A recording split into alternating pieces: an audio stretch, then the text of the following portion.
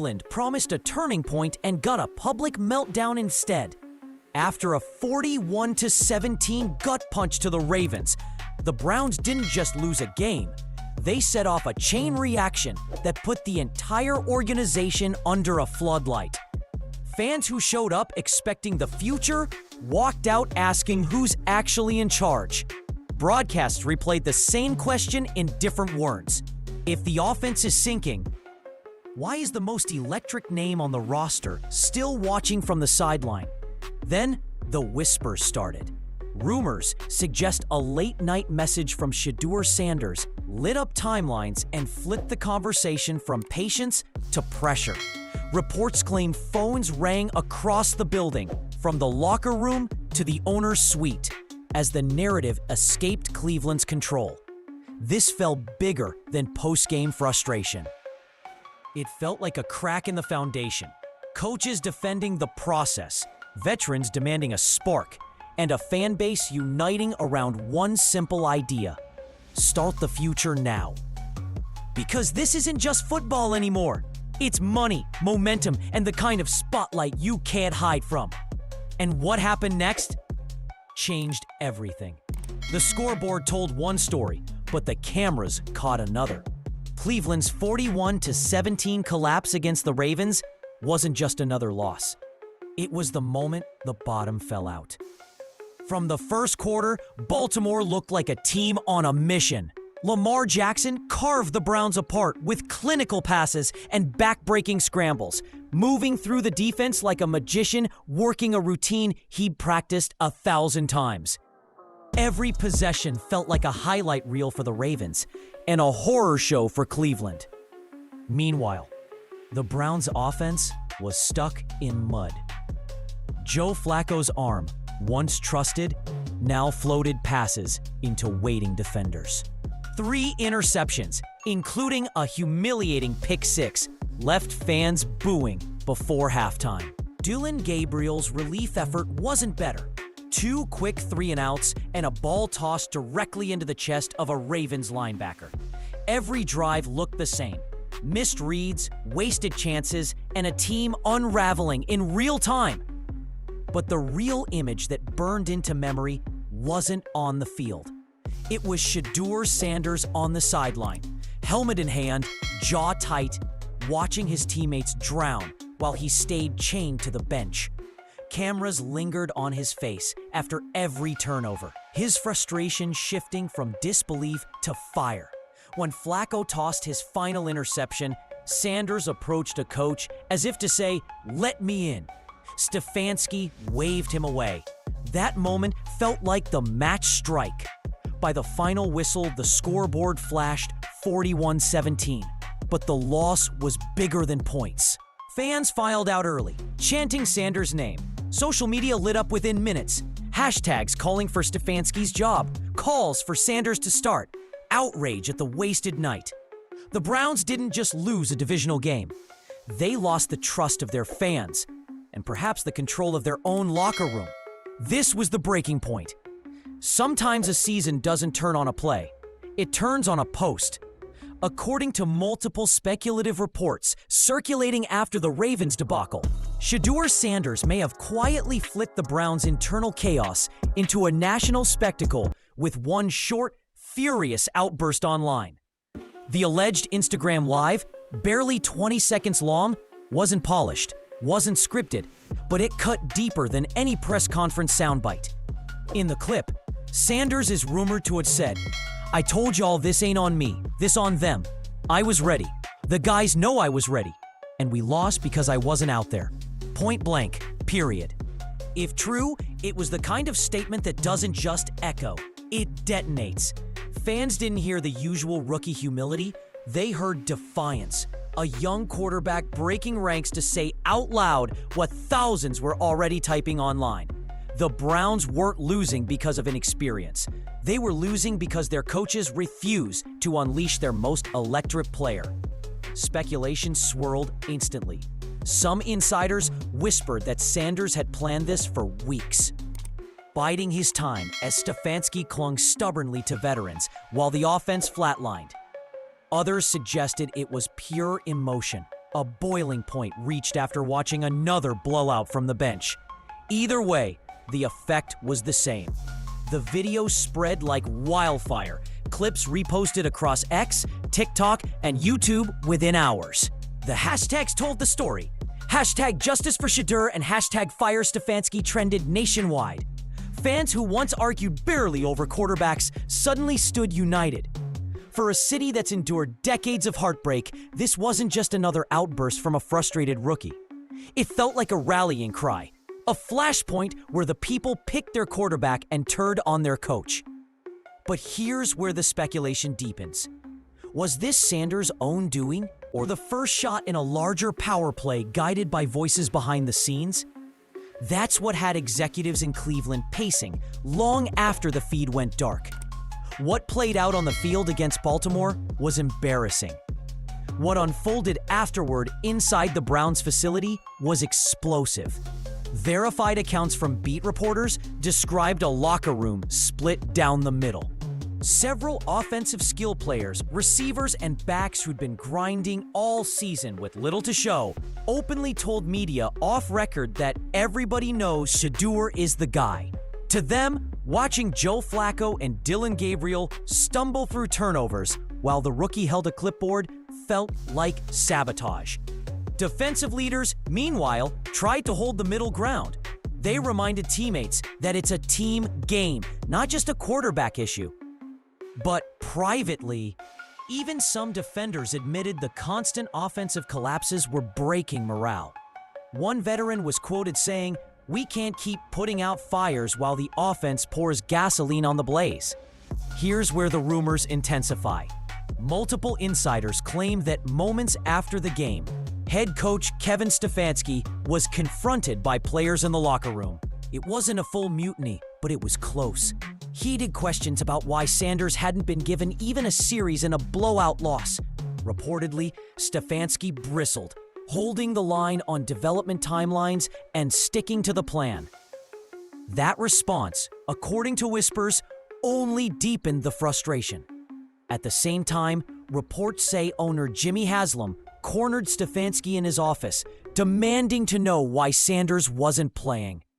One source claimed shouting could be heard through the walls. That detail remains unverified, but the timing is telling. Within hours, league insiders were already talking about Haslam's fury. So between confirmed discontent in the locker room and swirling rumors of ownership anger, one thing became clear. Cleveland wasn't just dealing with a rookie quarterback controversy. They were staring down an organizational fracture. Players, coaches, and ownership pulling in different directions, with Sanders right at the center. If the Ravens game was the breaking point, the aftermath was the ignition. Multiple credible reports confirmed Jimmy Haslam, never shy about intervention, was livid after the 41-17 humiliation. Insiders described the Browns owner pacing the halls of the facility like a man watching his stock portfolio crash in real time. What set him off wasn't just the scoreboard. It was the stubborn refusal to put Shedeur Sanders on the field while the offense drowned. Verified accounts say Haslam demanded an explanation from Kevin Stefanski in the hours following the game. The coach reportedly defended his decision, citing Sanders' long-term development and concerns about confidence if he struggled against a tough Ravens defense. But according to whispers from staffers who claimed to have overheard the exchange, Haslam wasn't buying it. One source put it bluntly. Jimmy said, "I didn't invest in a star just to watch him rot on the bench." The tension between coach and owner isn't new, but this clash feels different. Rumors suggest Haslam reached out to trusted voices around the league, gauging opinions on mid-season coaching changes, something almost unheard of for a team still technically in the playoff hunt. Other whispers claim front office executives were asked to prepare what-if scenarios, ranging from elevating Sanders immediately to reshuffling the coaching staff altogether. Stefanski, for his part, has doubled down publicly. At his Monday press conference, he repeated familiar lines about trusting the process and staying the course. But those words rang hollow to fans, players, and possibly his own boss. Behind the scenes, one narrative is gaining steam. Stefanski isn't just coaching for wins anymore. He's coaching for survival.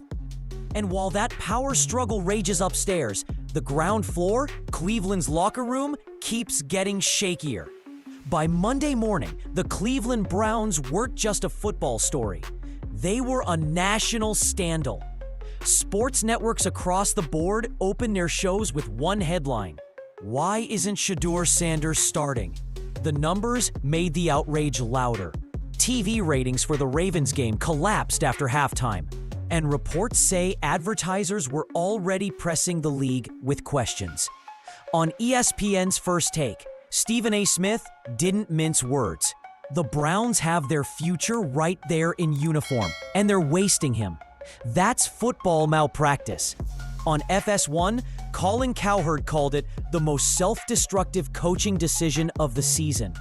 Even Pat McAfee, usually a jokester, shook his head and muttered, "What are we even doing in Cleveland?" Locally, the reaction was volcanic. Cleveland radio lines jammed with callers, some demanding Stefanski's firing before the next game. Social media hashtags exploded. Hashtag Start Shedeur and hashtag Fire Stefanski both trended nationally by noon.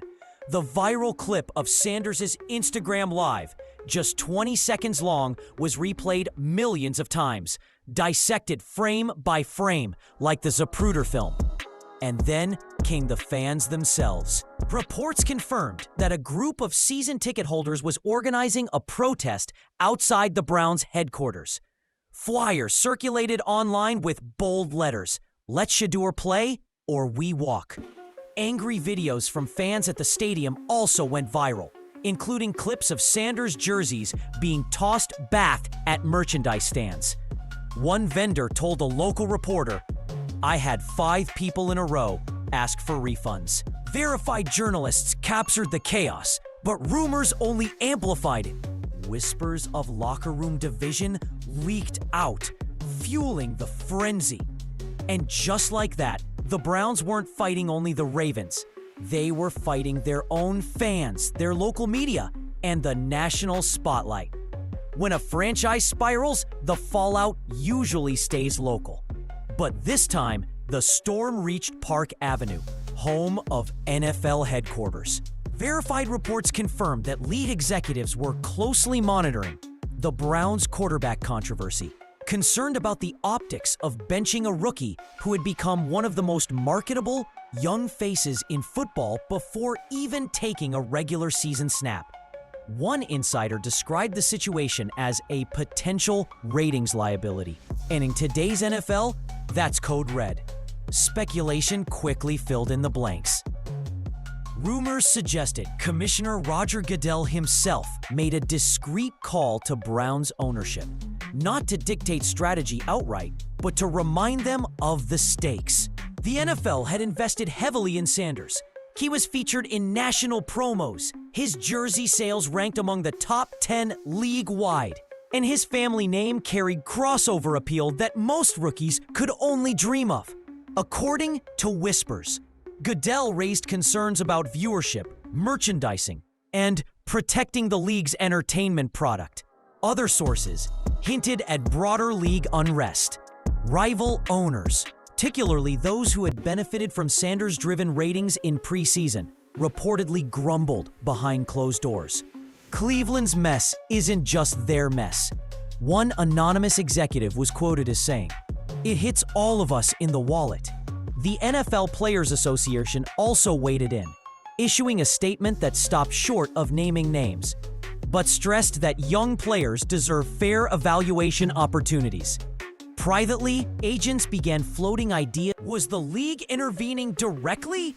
No official proof exists, but the speed and scale of the chatter suggest this was no ordinary controversy. For the first time, it looked like the Browns' mishandling of a rookie quarterback wasn't just a team issue. It was a league-wide crisis. If the NFL shadow was looming over Cleveland, the heat inside the Browns' own walls was scorching.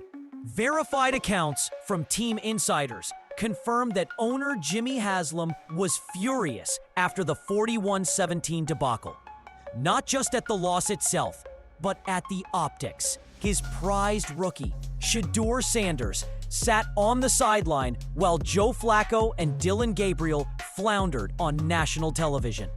One source said Haslam cornered Stefanski after the game, demanding to know why Sanders hadn't been given even a series when the outcome was already hopeless. Jimmy was shouting so loud you could hear it in the hallway, the insider recalled. Ownership anger isn't new in Cleveland, but this one hit different. Multiple league contacts suggest Haslam reached out to confidants about whether an in-season coaching change was feasible.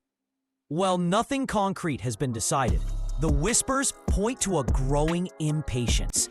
Stefanski, once viewed as a stabilizer, is now painted as stubborn and out of touch, choosing system loyalty over the obvious spark his rookie could provide.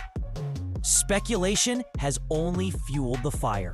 Some reports claim Haslam privately warned Stefanski that his job security now hinges on how he handles Sanders moving forward. Others suggest the front office has already begun what-if conversations about potential replacements, with names like Jim Harbaugh and Brian Flores floated in hushed tones. Meanwhile, Stefanski said to be growing increasingly isolated. Players are divided, ownership is fuming, and the national media has turned his handling of Sanders into a case study in coaching malpractice. His defenders argue he's trying to protect a rookie from being thrown into chaos too early. But in a results-driven league, excuses don't sell. The question now isn't just about who starts under center. It's whether Kevin Stefanski will even survive the season to make that call. If ownership's anger was fire, the fans were a full-on explosion. Within minutes of Sanders' viral post, hashtags like Fire Stefanski and Free Shedeur rocketed to the top of Twitter's trending list. Verified accounts from Cleveland beat writers confirmed that Browns message boards and fan forums melted down, with one moderator saying traffic spiked higher than during the team's playoff run in 2020. Season ticket holders reportedly began organizing an in-person protest outside the Browns training facility, scheduled for the very next morning. The reaction wasn't just online. Cleveland sports radio lit up with furious callers from dawn until dusk. Some demanded refunds. Others vowed to cancel season tickets if Sanders didn't start the next game. One longtime fan said on air, "We've been humiliated enough. If Stefanski won't play the kid, fire him tonight, period." At the stadium, the backlash was even more visceral. Multiple verified reports described fans tossing Flacco jerseys into trash bins and returning Sanders jerseys en masse, not because they no longer believed in the rookie, but because they felt betrayed by the team's refusal to let him play. One vendor told a local reporter it felt like Black Friday in reverse, people lining up to give stuff back. Speculation swirled, too. Some fans claimed Sanders' benching wasn't about football, but politics inside the organization, accusing Stefanski of protecting his guys and undermining a rookie who threatened his control. Whether true or not, perception spread like wildfire, turning Stefanski into the face of dysfunction. By Monday morning, Cleveland wasn't just angry, it was unified in rage. For a city that's lived through decades of quarterback heartbreak, this felt like betrayal of the highest order. And now, the pressure wasn't just coming from inside the locker room. It was flooding in from every corner of the fan base.